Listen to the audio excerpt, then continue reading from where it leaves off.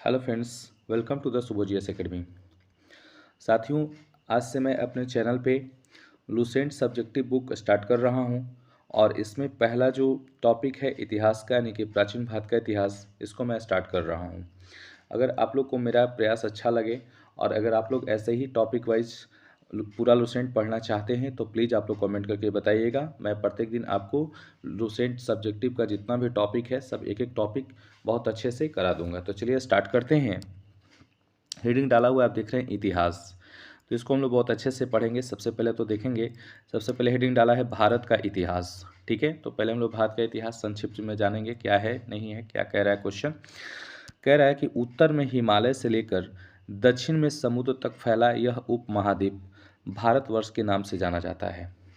तो पहला तो यही क्वेश्चन आपसे बनेगा कि भारतवर्ष के नाम से जो जाना जाता है ये कहाँ से कहाँ तक लेकर के फैला हुआ है। तो याद रखिएगा, ये जो है उत्तर में हिमालय से लेकर, कहाँ से, उत्तर से हिमालय से लेकर दक्षिण में समुद्र तक फैला यह उपमहाद्वीप है और यह भारतवर्ष के नाम से जाना जाता है, जिसे महाकाव्य तथा पुराणों में भारतवर्ष अर्थात भारत का देश तथा यहाँ के निवासियों को भारतीय अर्थात भारत का संतान कहा जाता है। तो आपसे इम्पॉर्टेंट क्वेश्चन ये भी बन जाता है, क्वेश्चन आपसे पूछ देगा कि पुराणों में भारत को किस नाम से जाना जाता है। तो भारतवर्ष, और यहाँ के जो यानी कि भारत में जो रहते हैं निवासी, उनको क्या कहा जाता है, तो भारतीय यानी कि भारत का संतान कहा गया है। नेक्स्ट पॉइंट कह रहा है कि यूनानियों ने भारत को इंडिया तथा मध्यकालीन मुस्लिम इतिहासकारों ने हिंद अथवा हिंदुस्तान के नाम से संबोधित किया है। तो यूनानी जो थे, यूनानी भारत को इंडिया के नाम से पुकारते थे और जो मुस्लिम इतिहासकार यहाँ पर आए उन्होंने हिंद अथवा हिंदुस्तान के नाम से भारत को पुकारा। नेक्स्ट पॉइंट है, कह रहा है कि भारतीय इतिहास को अध्ययन की सुविधा के लिए 3 भागों में बांटा गया है: प्राचीन भारत, मध्यकालीन भारत एवं आधुनिक भारत। तो हम लोग प्राचीन भारत स्टार्ट कर रहे हैं और प्राचीन भारत में पहला पॉइंट जो है प्राचीन भारतीय इतिहास के स्रोत, यहाँ से हम लोग स्टार्ट करेंगे टॉपिक को। देखिए कह रहा है प्राचीन भारतीय इतिहास के विषय में जानकारी मुख्यतः 4 स्रोतों से प्राप्त होती है। पहला धर्म ग्रंथ, दूसरा ऐतिहासिक ग्रंथ, तीसरा विदेशियों का विवरण और चौथा पुरातत्व संबंधी साक्ष्य। यानी अगर हमें प्राचीन भारतीय इतिहास को जानना होगा तो हमें ये 4 मुख्य स्रोतों को अध्ययन करना होगा, तभी हम प्राचीन भारतीय इतिहास के बारे में जान पाएंगे। तो सबसे पहले हम लोग पढ़ेंगे धर्म ग्रंथ एवं ऐतिहासिक ग्रंथों से मिलने वाली महत्वपूर्ण जानकारी। दिया हुआ है, कह रहा है कि भारत का सर्व प्राचीन धर्म ग्रंथ वेद है। अगर आपसे क्वेश्चन पूछे कि सबसे पौराणिक या सबसे सर्व प्राचीन ग्रंथ, धर्म ग्रंथ कौन सा है, तो वेद है, जिसके संकलनकर्ता महर्षि कृष्ण द्वैपायन वेद व्यास को माना जाता है। तो आपसे क्वेश्चन पूछ देगा कि वेद के रचयिता कौन है, तो याद रखेंगे कौन है, कृष्ण द्वैपायन वेद व्यास जी हैं। ठीक है, उसके बाद कहता है कि वेद वसुधैव कुटुंबकम का उपदेश देता है। वेद किसका उपदेश देता है, वसुधैव कुटुंबकम का उपदेश देता है। भारतीय परंपरा वेदों को नित्य तथा अपौरुषेय मानती है। वेद 4 हैं, कौन कौन है, ऋग्वेद, यजुर्वेद, सामवेद एवं अथर्ववेद है। इन 4 वेदों को संहिता कहा जाता है। तो आपसे क्वेश्चन ऐसे ही पूछ सकता है कि चारों वेदों को किस नाम से जाना जाता है, तो संहिता के नाम से जाना जाता है। अब हम लोग पढ़ेंगे ऋग्वेद के बारे में। कहता है कि ऋचाओं के क्रमबद्ध ज्ञान के संग्रह को ऋग्वेद कहा जाता है। इसमें 10 मंडल, 1028 सूक्त एवं 10,462 ऋचाएँ हैं। तो क्वेश्चन आपसे पूछ सकता है कि प्राचीन वेद कौन सा है, तो ऋग्वेद है। ऋग्वेद में कितने मंडल हैं, तो 10 मंडल हैं। सूक्त कितने हैं, 1028 है। और ऋचा कितना है, 10,462 है। नेक्स्ट पॉइंट है, कह रहा है कि इस वेद के ऋचाओं को पढ़ने वाले ऋषि को होत्री कहते हैं। तो आपसे क्वेश्चन ऐसे ही पूछ सकता है कि ऋग्वेद के ऋचाओं के पढ़ने वाले ऋषि को क्या कहते हैं, होत्री कहते हैं। इस वेद से आर्य के राजनीतिक प्रणाली एवं इतिहास के बारे में जानकारी मिलती है। यानी हमें आर्यों के बारे में अगर जानकारी प्राप्त करना होगा तो हम ऋग्वेद से कर सकते हैं। नेक्स्ट पॉइंट है, विश्वामित्र द्वारा रचित ऋग्वेद के 3रे मंडल में सूर्य देवता सावित्री को समर्पित प्रसिद्ध गायत्री मंत्र है। इंपॉर्टेंट सवाल है, पहला तो क्वेश्चन आपसे ही पूछेगा कि जो गायत्री मंत्र है, गायत्री मंत्र के रचयिता कौन है? तो कौन है? विश्वामित्र हैं। और यह किसको समर्पित है? तो सूर्य देवता सावित्री को समर्पित है। और यह ऋग्वेद के कितने मंडल में है? तो याद रखेंगे तीसरे मंडल में है। ऋग्वेद के 9वें मंडल में देवता सोम का उल्लेख है। ठीक है, ऋग्वेद के 9वें मंडल में किसका उल्लेख है? देवता सोम का उल्लेख है। नेक्स्ट पॉइंट है, ऋग्वेद के 8वें मंडल की हस्तलिखित ऋचाओं को खील कहा जाता है। VVI है, याद रखेंगे, आपसे क्वेश्चन पूछेगा कि ऋग्वेद के 8वें मंडल को क्या कहते हैं? तो ऋग्वेद के 8वें मंडल को क्या कहते हैं? खील कहा जाता है। चतुस्वर्ण समाज की कल्पना का आदि स्रोत ऋग्वेद के 10वें मंडल में वर्णित पुरुष सूक्त है, जिसके अनुसार 4 वर्ण ब्राह्मण, क्षत्रिय, वैश्य तथा शूद्र आदि पुरुष ब्रह्मा के क्रमशः मुख, भुजाओं, जंघाओं और चरणों से उत्पन्न हुए हैं। नोट पॉइंट में लिखा हुआ है कि धर्मसूत्र 4 प्रमुख जातियों की स्थितियों, व्यवसायों, दायित्वों, कर्तव्यों तथा विशेषाधिकारों में स्पष्ट विभेद करता है। अब आइए यहाँ पे दिया हुआ ईसा पूर्व एवं ईसवी। कहता है कि वर्तमान में प्रचलित ग्रेगोरियन कैलेंडर यानी कि ईसाई कैलेंडर या जूलियन कैलेंडर ईसाई धर्मगुरु ईसा मसीह के जन्म वर्ष पर आधारित है। ईसा मसीह के जन्म के पहले के समय को ईसा पूर्व कहा जाता है। ईसा पूर्व में वर्षों की गिनती उल्टी दिशा में होती है। जैसे महात्मा बुद्ध का जन्म 563 ईसा पूर्व में एवं मृत्यु 483 ईसा पूर्व में हुआ है। इंपॉर्टेंट क्वेश्चन है, याद रखेंगे। आपसे क्वेश्चन पूछता है कि महात्मा बुद्ध का जन्म कब हुआ था? तो 563 ईसा पूर्व में, और मृत्यु कब हुआ? 483 ईसा पूर्व में। यानी ईसा मसीह के जन्म के 563 वर्ष पूर्व महात्मा बुद्ध का जन्म एवं 483 वर्ष पूर्व उनकी मृत्यु हुई थी। ईसा मसीह की जन्म तिथि से आरंभ हुआ सन ईसवी सन कहलाता है। इसके लिए संक्षेप में लिखा जाता है ईसवी को लैटिन भाषा के शब्द एडी में लिखा जाता है। ठीक है, आइए अब हम लोग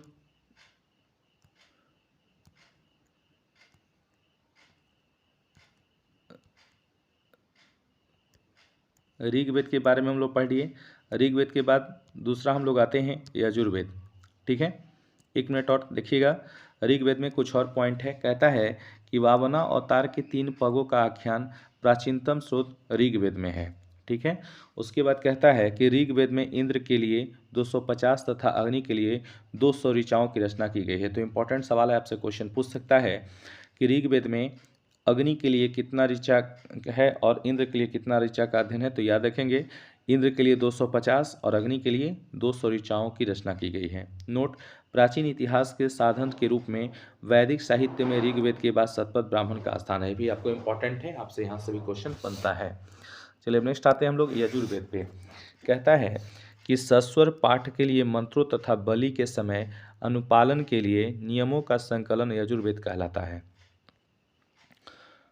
नेक्स्ट है, कहता है कि इसके पाठकर्ता को अर्धवर्यु कहते हैं। तो क्वेश्चन आपसे पूछेगा कि ऋग्वेद के पाठकर्ता को क्या कहते हैं? अर्धवर्यु कहते हैं। नेक्स्ट पॉइंट है, यजुर्वेद में यज्ञों के नियमों एवं विधि विधानों का संकलन मिलता है। तो अगर आपसे क्वेश्चन पूछे कि यजुर्वेद के पाठकर्ता को क्या कहते हैं? अर्धवर्यु कहते हैं। और यह जो है इसका सस्वर पाठ के लिए मंत्रों तथा बलि के समय, यानी कि आपसे क्वेश्चन पूछेगा कि बलि का प्रमाण किस वेद में है? यजुर्वेद में है। ठीक है, यज्ञ का प्रमाण किस वेद में है? यजुर्वेद में है। आइए यहाँ पे ध्यान दीजिएगा, करा कि यजुर्वेद में यज्ञों के नियमों एवं विधि विधानों का संकलन मिलता है। यह एक ऐसा वेद है जो गद एवं पद दोनों में है। तो ये भी आपका इंपॉर्टेंट है, आपसे क्वेश्चन बन सकता है कि गद और पद में कौन सा वेद है? तो यजुर्वेद है। नेक्स्ट हम लोग बात करेंगे तीसरा वेद सामवेद। कहता है कि साम का शाब्दिक अर्थ है गान। इस वेद में मुख्यतः यज्ञों के अवसर पर गाए जाने वाले ऋचाओं मीन्स क्या? मंत्र का संकलन है। यानी जो साम वेद है, तो साम वेद को यज्ञों के अवसर पर गाया जाता था, यानी कि वही यज्ञों के अवसर पर गाए जाने वाले जो ऋचाओं का जो संकलन है वो क्या कहलाता है? तो सामवेद कहलाता है। सामवेद के पाठकर्ता को क्या कहते हैं? उत्तरात्री कहते हैं। क्या कहते हैं? उत्तरात्री कहते हैं। सामवेद को भारतीय संगीत का जनक कहा जाता है, भी आपका इंपॉर्टेंट है। नोट में कह रहा है कि यजुर्वेद तथा सामवेद में किसी भी विशिष्ट ऐतिहासिक घटना का वर्णन नहीं मिलता है। इंपॉर्टेंट है, याद रखिएगा। चौथा जो वेद है अथर्ववेद। कहता है कि अथर्वा ऋषि द्वारा रचित इस वेद में कुल 731 मंत्र तथा लगभग 6000 पद हैं। ठीक है, अगर आपसे क्वेश्चन पूछे कि त्रयी के नाम से कौन जाना जाता है, याद रखेंगे त्रयी के नाम से तो वेद को ही जाना जाता है। ठीक है, त्रयी के नाम से किसे जाना जाता है, वेद को जाना जाता है। इसमें कौन कौन से वेद आ जाते हैं, ऋग्वेद, यजुर्वेद और सामवेद। अथर्ववेद जो है ये बाद का वेद है। तो आप यहाँ देख रहे हैं लिखा हुआ है अथर्वा ऋषि द्वारा रचित इस वेद में कुल 731 मंत्र तथा लगभग 6000 पद हैं। इसके कुछ मंत्र ऋग्वैदिक मंत्रों से भी प्राचीनतर हैं। अथर्ववेद कन्याओं के जन्म की निंदा करता है। इंपॉर्टेंट है, याद रखिएगा, क्वेश्चन आपसे पूछ सकता है कि किस वेद में कन्याओं के जन्म का निंदा किया गया है, तो अथर्ववेद में कन्याओं के जन्म का निंदा किया गया है। देखिए यहाँ टेबल में हम लोग पढ़ेंगे, एक साइड पुराण दिया हुआ है, दूसरे साइड संबंधित वंश दिया हुआ है। अगर आपसे क्वेश्चन पूछे कि मौर्य वंश का संबंध किस पुराण में है, तो याद रखेंगे विष्णु पुराण में है। आंध्र सातवाहन वंश का किस पुराण में है, मत्स्य पुराण में। गुप्त वंश का किस पुराण में है, तो वायु पुराण में। तो क्वेश्चन आपसे पूछ सकता है कि मौर्य वंश जो है किस पुराण से संबंधित है, तो विष्णु पुराण से। आंध्र सातवाहन वंश किस पुराण से संबंधित है, मत्स्य पुराण से। गुप्त वंश किस पुराण से संबंधित है, वायु पुराण से। नेक्स्ट यहाँ देखेंगे, कह रहा है कि अथर्ववेद कन्याओं के जन्म की निंदा करता है। नेक्स्ट पॉइंट है, ऐतिहासिक दृष्टि से अथर्ववेद का महत्व इस बात में है कि इसमें सामान्य मनुष्यों के विचारों तथा अंधविश्वासों का विवरण मिलता है। इंपॉर्टेंट है, आपसे क्वेश्चन पूछ सकता है कि किस वेद में अंधविश्वासों तथा ऐतिहासिक दृष्टि से अथर्ववेद का जो महत्व है, कहता है कि ऐतिहासिक दृष्टि से अथर्ववेद का महत्व इस बात में है कि इसमें सामान्य मनुष्यों के विचारों तथा अंधविश्वासों का विवरण मिलता है। तो आपसे क्वेश्चन पूछ सकता है कि किस वेद में जोग टोटमा जिसको हम लोग कहते हैं, यानी कि अंधविश्वास जिसको कहते हैं, उसका वर्णन है, तो याद रखेंगे अथर्ववेद में है। नेक्स्ट पॉइंट है, पृथ्वी सूक्त अथर्ववेद का प्रतिनिधि सूक्त माना जाता है। इसमें मानव जीवन के सभी पक्षों, गृह निर्माण, कृषि की उन्नति, व्यापारिक मार्गों का गहन, रोग निवारण, समन्वय, विवाह तथा प्रणय गीतों, राजभक्ति, राजा का चुनाव, बहुत से वनस्पतियों एवं औषधियों, साप, वशीकरण, प्रायश्चित, मातृभूमि, महात्म्य आदि का विवरण दिया गया है। कुछ मंत्रों में जादू टोना का भी वर्णन है। इंपॉर्टेंट है, इसको याद रखिएगा, क्वेश्चन आपसे पूछ सकता है कि किस वेद के मंत्रों में जादू टोना का वर्णन है, तो अथर्ववेद। नेक्स्ट पॉइंट है, अथर्ववेद में परीक्षित को कुरुओं का राजा कहा गया है तथा कुरु देश की समृद्धि का अच्छा चित्रण मिलता है। नेक्स्ट पॉइंट है, इसमें सभा एवं समिति को प्रजाति की 2 पुत्रियां कहा गया है। वेरी इंपॉर्टेंट है, याद रखिएगा, आपसे क्वेश्चन पूछेगा कि किस वेद में सभा एवं समिति को प्रजापति की 2 पुत्रियां कहा गया है, तो अथर्ववेद में। नोट में लिखा हुआ है कि सबसे प्राचीन वेद ऋग्वेद एवं सबसे बाद का वेद अथर्ववेद है। ये भी आपसे इंपॉर्टेंट है, क्वेश्चन पूछ सकता है कि सबसे प्राचीन वेद कौन है, ऋग्वेद, और सबसे बाद का वेद कौन है, अथर्ववेद है। वेदों को भली भांति समझने के लिए 6 वेदांगों की रचना हुई है। ये 6 वेदांग कौन कौन है, तो शिक्षा है, ज्योतिष है, कल्प है, व्याकरण है, निरुक्त तथा छंद है। भारतीय ऐतिहासिक कथाओं का सबसे अच्छा क्रमबद्ध विवरण पुराणों में मिलता है। इसके रचयिता लोमहर्ष अथवा इनके पुत्र उग्र शर्मा माने जाते हैं। इंपॉर्टेंट पॉइंट है, याद रखिएगा, आपसे क्वेश्चन पूछ सकता है कि पुराण के रचयिता कौन हैं, तो याद रखेंगे महर्षि लोमहर्ष और इनके पुत्र, याद रखिएगा लोमहर्ष अथवा इनके पुत्र उग्र शर्मा माने जाते हैं, दोनों हैं। पुराणों की संख्या 18 है, जिनमें से केवल 5 मत्स्य, वायु, विष्णु, ब्राह्मण एवं भागवत में ही राजाओं की वंशावली पाई जाती है। तो क्वेश्चन आपसे पूछेगा कि पुराणों की संख्या कितनी है, तो 18 है, जिनमें 5 पुराणों में राजाओं की वंशावली पाई जाती है। तो कौन कौन पुराण है, मत्स्य पुराण है, वायु पुराण है, विष्णु, ब्राह्मण एवं भागवत में ही राजाओं की वंशावली पाई जाती है। नोट में लिखा हुआ है कि पुराणों में मत्स्य पुराण सबसे प्राचीन एवं प्रमाणिक है। तो क्वेश्चन अगर आपसे पूछते कि सबसे पुरानी पुराण कौन सी है, तो कौन सा है, मत्स्य पुराण है। और मत्स्य पुराण में कौन से वंश का विवरण मिलता है, तो याद रखेंगे आंध्र सातवाहन। नेक्स्ट है, अधिकतर पुराण सरल संस्कृत श्लोक में लिखे गए हैं। स्त्रियां तथा शूद्र जिन्हें वेद पढ़ने की अनुमति नहीं थी, वे भी पुराण सुन सकते थे। पुराणों का पाठ पुजारी मंदिरों में किया करते थे।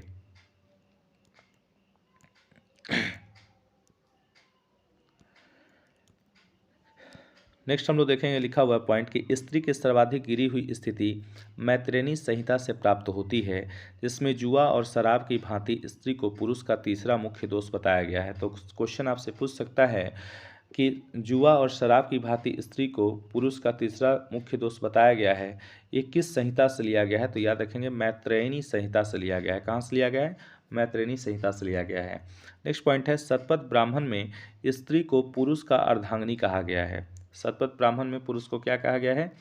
तो शतपथ ब्राह्मण में स्त्री को क्या कहा गया है? तो पुरुष का अर्धांगिनी कहा गया है। स्मृति ग्रंथों में सबसे प्राचीन एवं प्रमाणिक मनुस्मृति मानी जाती है। यह शुंग काल का मानक ग्रंथ है।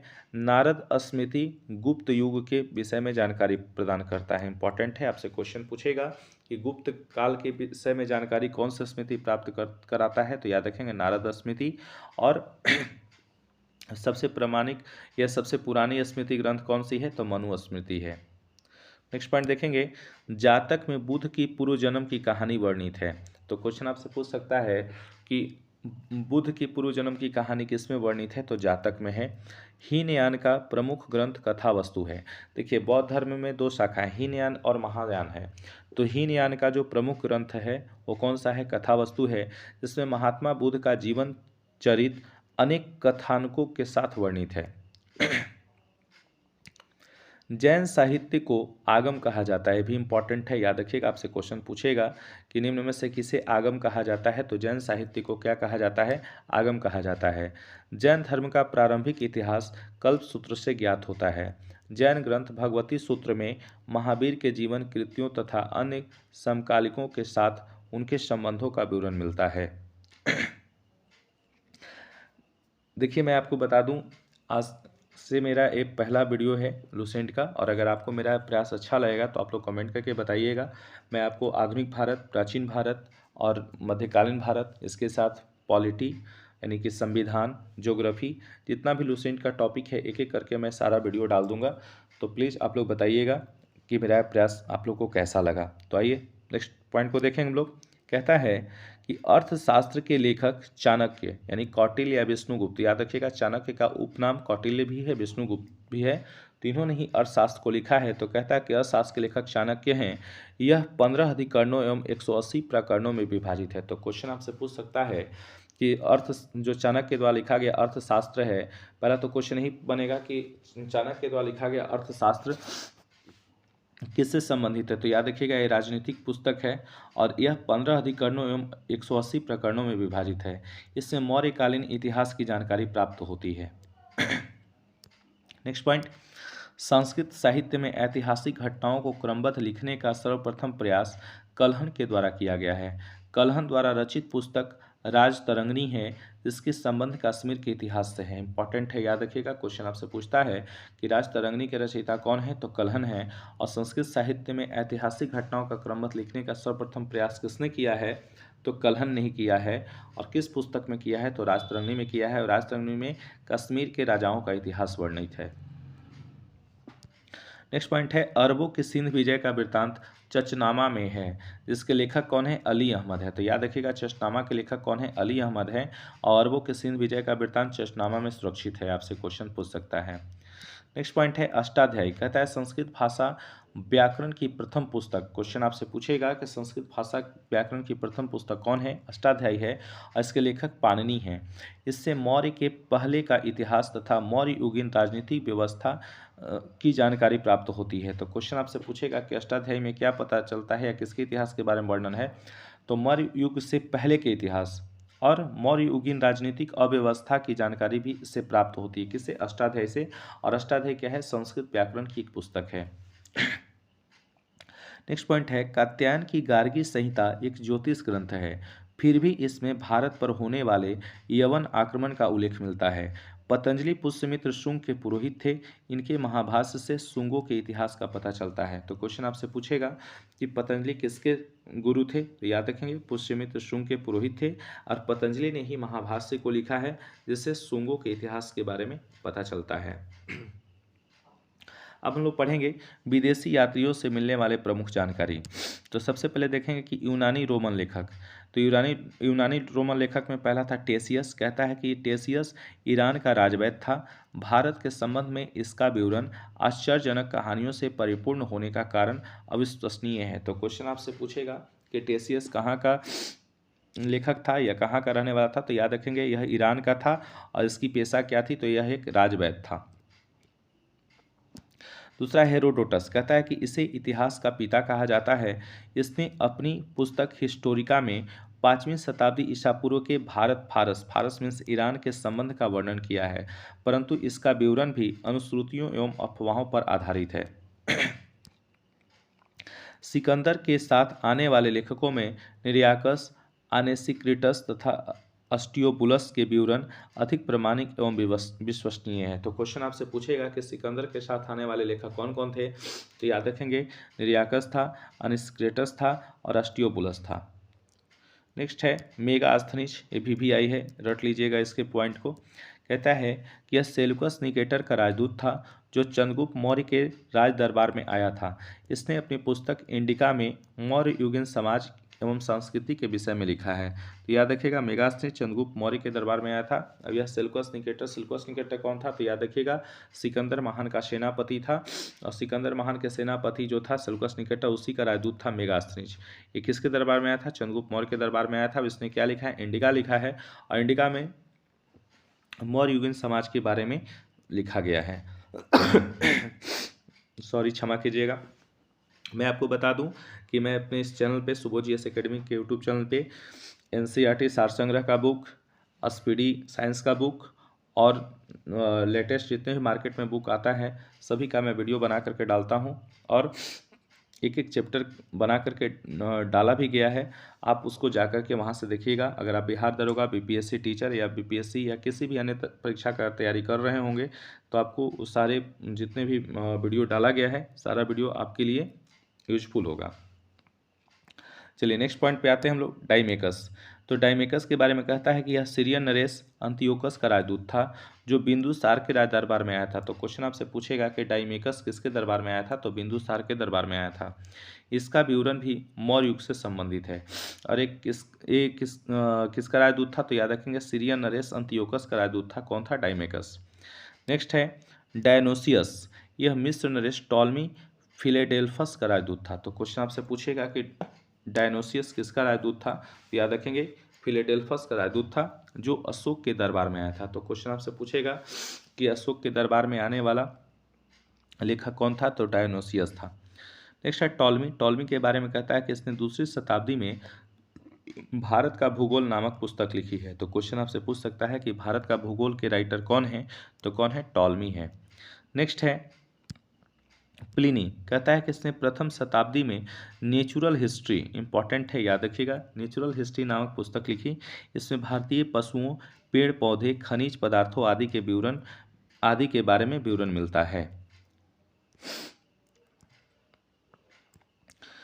नवा लेखक के बारे में लोग देखेंगे पेरीप्लस ऑफ द इरिथियन सी। देखिए यह जो है यह पुस्तक है, इसके लेखक के बारे में अभी तक पता नहीं चल पाया है कि किसने लिखा है। तो याद रखिएगा पेरीप्लस ऑफ द इरिथियन सी कहता है कि इस पुस्तक के लेखक के बारे में जानकारी नहीं है।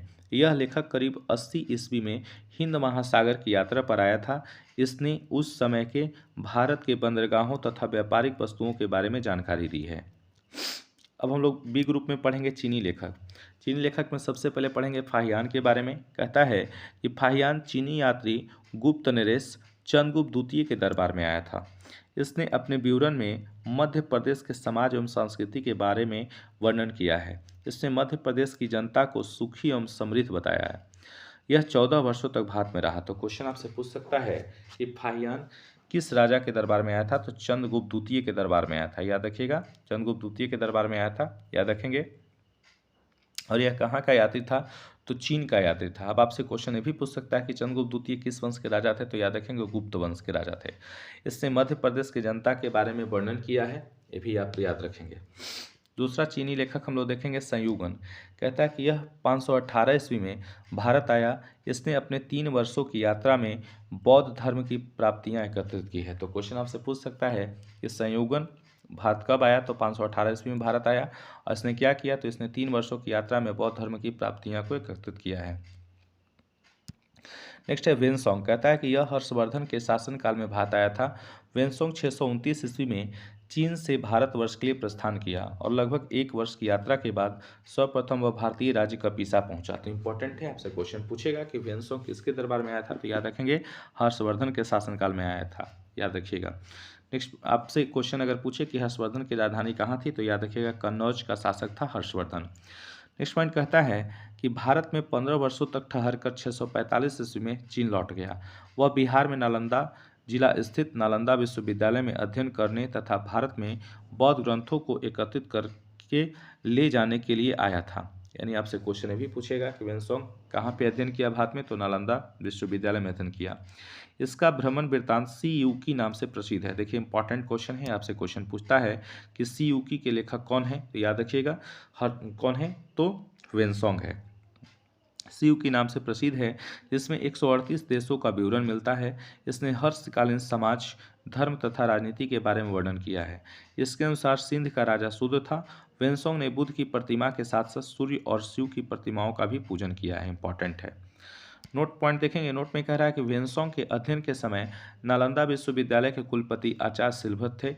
यह विश्वविद्यालय बौद्ध दर्शन के लिए प्रसिद्ध था। तो इंपॉर्टेंट है, क्वेश्चन आपसे पूछ सकता है कि जब वेन्सोंग जो भारत आया था तो उस समय नालंदा विश्वविद्यालय के आचार्य कौन थे, तो याद रखिएगा, या वहाँ के कुलपति कौन थे, तो याद रखेंगे आचार्य सिलभद्र थे। आपसे क्वेश्चन पूछेगा कि नालंदा विश्वविद्यालय के कुलपति कौन थे, तो आचार्य सिलभद्र थे। नेक्स्ट हम लोग पढ़ेंगे इत्सिंग। कहता है कि यह 7वीं शताब्दी के अंत में भारत आया। इसने अपने विवरण में नालंदा विश्वविद्यालय, विक्रमशिला विश्वविद्यालय तथा अपने समय के भारत का वर्णन किया है। हम लोग ग्रुप सी में पढ़ेंगे अरबी लेखक। अरबी लेखक में सबसे पहले हम लोग पढ़ेंगे अलबरूनी के बारे में। कहता है कि यह महमूद गजनवी के साथ भारत आया। अरबी में लिखी गई उसकी कृति किताबुल हिंद या तहकीके हिंद, जिसको भारत की खोज, याद रखिएगा भारत की खोज, आज भी इतिहासकारों के लिए एक महत्वपूर्ण स्रोत है। तो क्वेश्चन आपसे पूछेगा कि अलबरूनी किसके शासनकाल में आया था, तो महमूद गजनवी के शासनकाल में आया था। याद रखिएगा वही महमूद गजनवी जो सोमनाथ मंदिर पे आक्रमण किया था, सोमनाथ मंदिर को क्षतिग्रस्त किया था। इसकी जो है लिखी गई पुस्तक कौन है, तो किताबुल हिंद या तहकीके हिंद के नाम से जाना जाता है। कहता है कि यह एक विस्तृत ग्रंथ है जो धर्म और दर्शन, त्योहारों, खगोल विज्ञान, कीमिया, रीति रिवाजों तथा प्रथाओं, सामाजिक जीवन, भार तौल तथा मापन विधियों, मूर्तिकला, कानून, मापतंत्र, विज्ञान आदि विषयों के आधार पर 80 अध्यायों में विभाजित है। तो क्वेश्चन आपसे ऐसे ही पूछ सकता है कि तहकीके हिंद या किताबुल हिंद कितने अध्यायों में विभाजित है, तो याद रखिएगा 80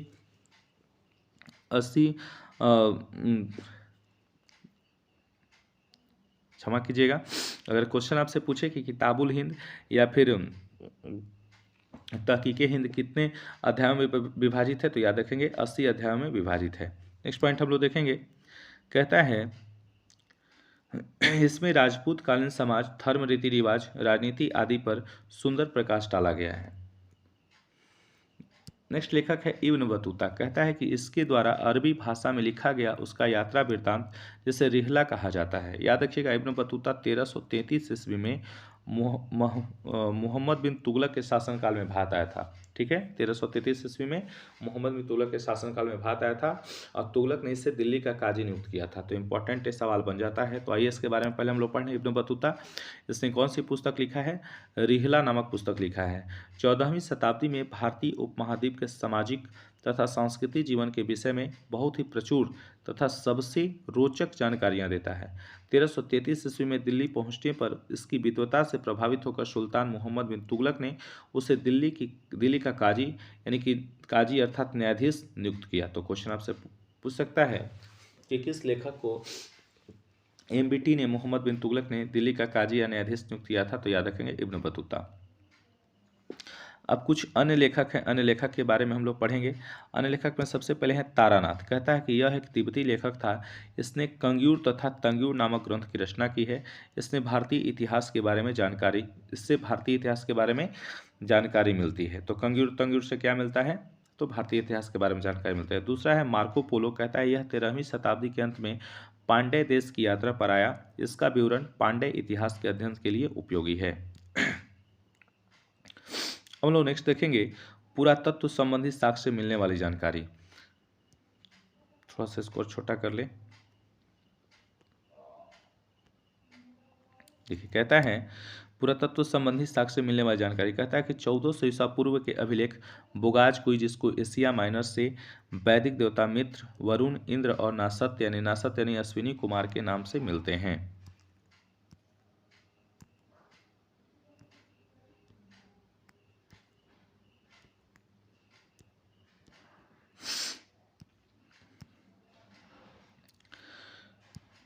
नेक्स्ट पॉइंट है, मध्य भारत में भागवत धर्म विकसित होने का प्रमाण यवन राजदूत होलियोडोरस के बेस नगर, इसको विदिशा गरुड़ स्तंभ लेख से प्राप्त होता है।